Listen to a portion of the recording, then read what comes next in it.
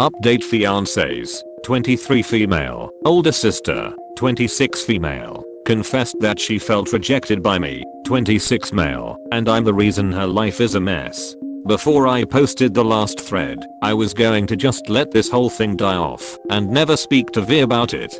But the majority of you felt it was best to at least be honest to V, and at some point you all convinced me. So yesterday morning I sat V down and told her what had happened. G was away at this point, so I had the privacy for a real conversation. A lot of people in the last post really mistook what kind of person V is, in my opinion. V isn't some kind of evil mastermind that was playing me, her mother, her sister, and everyone else like puppets dancing on her strings. When I met her, she was an earnest kid, and she grew to be an honest but determined teenager at the time that we started dating. I mention this so that people understand that this conversation wasn't an interrogation. I just wanted to know what she thought about what G said. As it turns out, the truth is always somewhere in between, and I've learned a lot of new information. I just let her speak and get everything off her chest. I didn't interrupt to ask for clarification or interject to argue at any point. The way I'm going to write this down is probably annoying to read, but it's the way I process them. New equals totally new information. Confirmed equals info G told me that V confirmed. Messy equals info G told me that wasn't fully honest. New, V's been in love with me for longer than I thought. G and I were planning on taking her to the carnival in town on her 14th birthday, along with her group of friends. But G got sick, and V was starting to get sick, so they figured the whole plan was cancelled. I don't remember much of this event, but she remembers that I cheered her up and convinced her to go to the carnival. So it was me plus V's friends. And when V would get tired or need to sit down and rehydrate, I'd sit with her. She remembers that one of her friends was flirting with me and at one point gave me a compliment, and I redirected the compliment to V, and it made V feel like $1,000,000. Says this was the night she fell in love. Confirmed. G suspected V. Number 1. I used to shower at G's house once in a while, especially during summer vacation. This only used to happen after pickup games. If G wanted to hang out afterwards, I'd leave dirty laundry here for G to throw into the wash.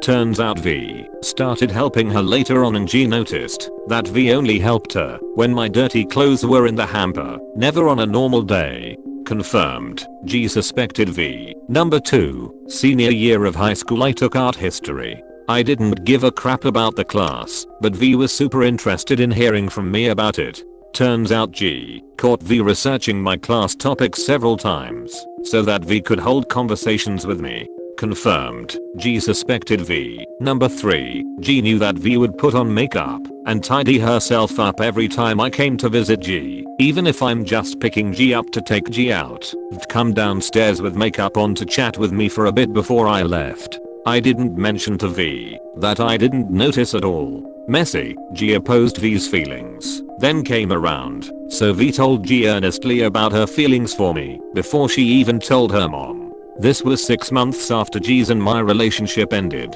G got pretty heated at this, and a week after V told G, there was an incident between the sisters where G basically chewed V out.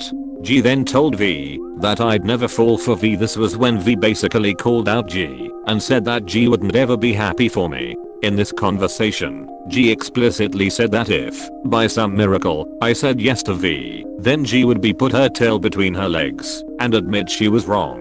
G later, 1 month-ish, apologized about how she spoke to V and said that if V truly loved me, she was happy for V. Messy. G encouraged V to confess to me. The next big episode regarding me came the month that V confessed to me. V and I were in a bit of a fight because I didn't like how she had behaved to a girl I was FWB with. V was crying at home, and G basically encouraged V to rip the band-aid off and tell me how she feels.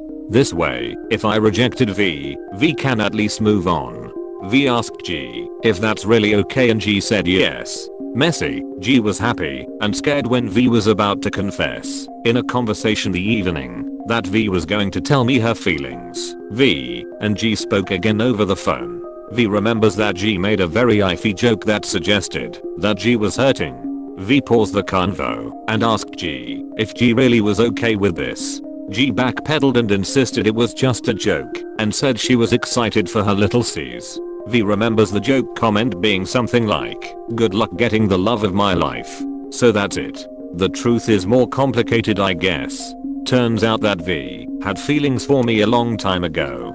Things like falling in love with me for taking her to a carnival on her birthday seem dramatic and immature in retrospect, but it's important bits that make up a bigger truth. Also turns out that G had small nagging suspicions over the years. But most important is that it turns out when I was single and V was working up courage to make a move, G wasn't actually in opposition.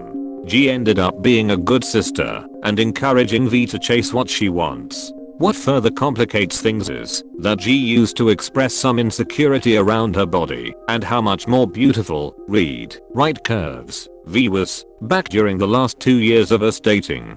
I dismissed these insecurities and I used to laugh them off because at the time G was 18 and V was 15. How does an 18-year-old even compare herself to a 15-year-old? I didn't know that there was this underlying sentiment of competition over the years. To spend years feeling jealous of your little sister must have been torture.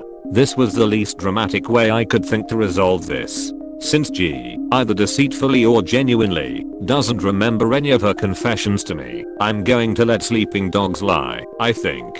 V is perfect, and I wish I could go back in time and take away the heartache she must have felt over the years as some insecure kid not knowing if I'd ever love her or not. I'm posting this update partly to organize my thoughts, but also in case anyone feels strongly that I should talk to G. I believe letting this rest and not poking it anymore is the best option. Agree. Disagree. TLDR for update, G was telling the truth about being suspicious of V several times over the years. G was not telling the truth about being explicitly opposed to V asking me out. V has been in love with me, even when I was dating G. V got G's blessings before confessing to me. Case closed. I'm debating between trying to give G some closure versus never talking to G about this again. None of your revelations are really surprising, and almost all were predicted in the original thread. In the end, as I said in the first post, G doesn't really have a leg to stand on here. Enjoy your life with V. I remember you from the last thread. Appreciate all your help. When the dust settles, V and I are still going to be happily married soon. Thanks. Good luck, my man.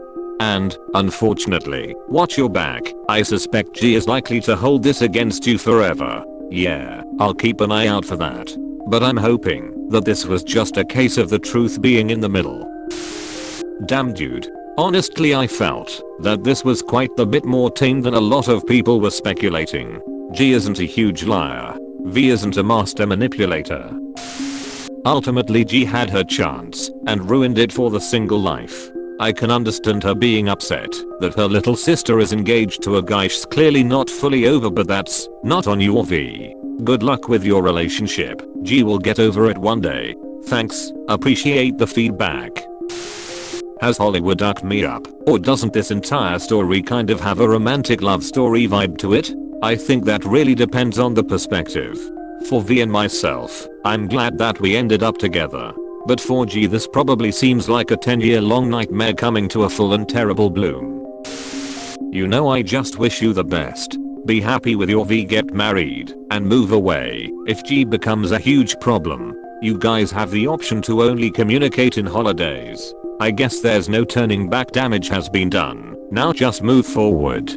But, dude, in any case this doesn't work out. Hopefully it does. Just don't go family surfing for your next date. Up next on Soppy Love Stories that give you feels. Find out why mom never had a problem with both her daughters dating you/merinoscopy. Insert Sezzy saxophone music. Worldwide comments of the day. This is the best story to support why you never date siblings of exes. There are too many other potential mates in the world, and the potential for long-term hurt feelings and family drama is huge. The guy should marry both sisters, like Jacob married Rachel and Leah. XG has no right to control who you date or marry, nor on her sister's date. G dumped you. Your relationship and responsibility to her ended there. She thought the grass was greener on the other side, but found out it was artificial lifeless green plastic grass, and when she turned to go back, she discovered the gate behind her was closed permanently. Myself. Thanks for watching. Don't forget to subscribe for more interesting and relatable Reddit videos.